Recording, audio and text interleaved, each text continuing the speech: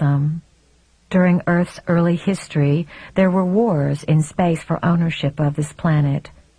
Skirmishes took place, and Earth became a place of duality. Certain creator gods who had the right to do whatever they wanted, because Earth is a free will zone, came in and took over. When this skirmish occurred, a certain group of entities fought in space and won the territory of Earth.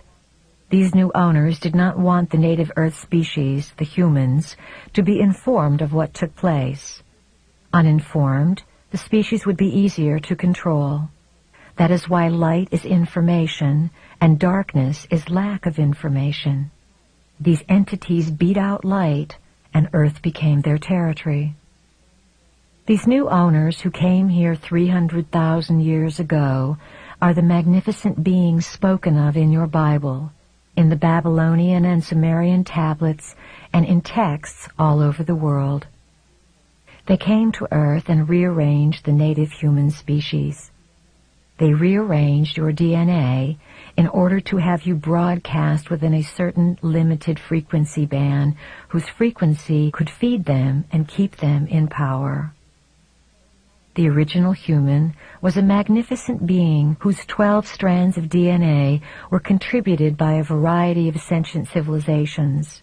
When the new owners came in, they worked in their laboratories and created versions of humans with a different DNA, the two-stranded double helix DNA. The original DNA pattern was left within the human cells, yet it was not functional. It was split apart, unplugged. Within human cells are light-encoded filaments, fine gossamer threads of energy that carry information. When these gossamer threads are working together like a cable, the way fiber optics works, they form the helix of your DNA. When you were rearranged, you were left with the double helix. Anything that was unnecessary for survival and that would keep you informed was unplugged, leaving you with only a double helix that would lock you into controllable, operable frequencies. We, as Pleiadians, came back through time into what would perhaps be called our past, in the vestige of representatives of light. We came back in order to share a frequency with you, a frequency that each one of you has agreed to carry on this planet in order to change the DNA of the rearranged human race. The plan to change the frequency modulation affecting the human species entails the rebundling of your DNA and of the light-encoded filaments. Earth is assisting, in its own way, the evolution of the universe. It is where the plan begins to blossom, and what happens on Earth is going to affect many, many worlds. Your DNA will evolve from 2 helixes to 12 helixes. These 12 helixes correspond to energy centers or chakras inside and outside of your body. This process is an incredible evolutionary leap for one to be involved in, and it is going to take place on an accelerated path for the next 20 years. There are those who have already received a realignment of the 12 strands of DNA, the 12 helixes. These 12 spiral strands of DNA interact with one another in the body and outside of the body. The connection of the 12 strands means that the 12 energy or information centers can begin to function and send information back and forth to one another. When human DNA begins to rebundle as a 12-stranded helix system and this information is acted upon, there will be incredible power. Individuals, simply by coming together and jointly intending what they want, jointly becoming a telepathic receptacle for energies from all over the cosmos, will change the face of the universe. There will be a merging of identities, a merging of cultures, an infusion of many new world orders, and there will be much chaos and confusion. As members of the family of light, you can simply observe this, knowing that chaos and confusion must come to break down the system so that it can be rebuilt with light. As members of the family of light, you can understand that there is an evolutionary process taking place, and that those who can handle the changing frequencies by all means will evolve. There are many misconceptions about the idea of godhood. The universes are full of intelligent beings who have, over time, evolved and developed all sorts of capabilities and functions to serve their needs to express themselves creatively. The importance behind existence and consciousness is creativity, and creativity takes many forms. Eons ago, Earth was but a thought in the mind of great beings who had set before themselves the task of creating new forms of existence. Many of these beings affected the creation of this universe, and you have termed them God. In actuality, they were extraterrestrial, light-bearing energies far removed from Prime Creator. We rarely use the term God with a big G. If we were to use that term, we would be referring to the entity we know as Prime Creator.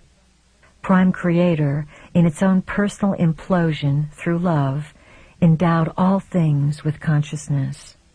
All things are Prime Creator on Prime Creator's journey.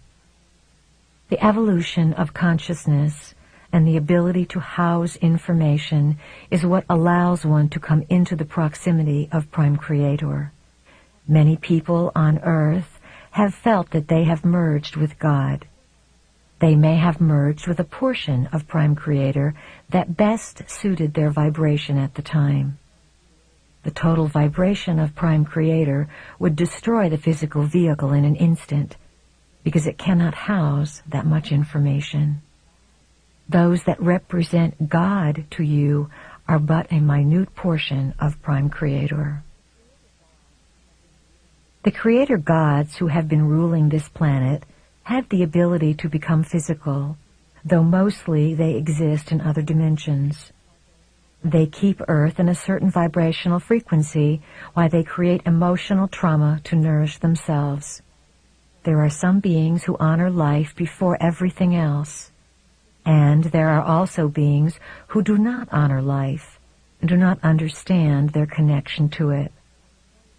The Creator gods are space beings who have their own home in space.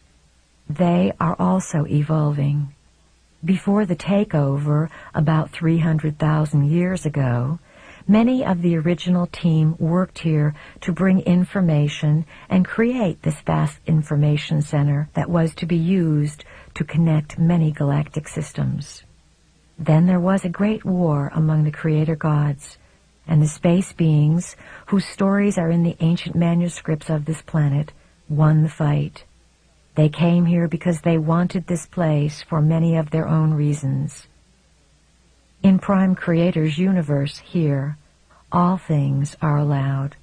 Because all things are allowed, many lessons are learned. Who are these beings who came in and rent asunder the original plans for Earth? Who are these space beings we sometimes refer to as the dark T-shirts? These space beings are part human and part reptilian. We call them the Lizzies because we like to make things a little less emotional and a little humorous so that you don't take them so seriously and get so upset. We are not here to frighten you. We are here to inform you. Some Creator gods created life just to have it take care of them or meet their needs. They have fed off your emotions.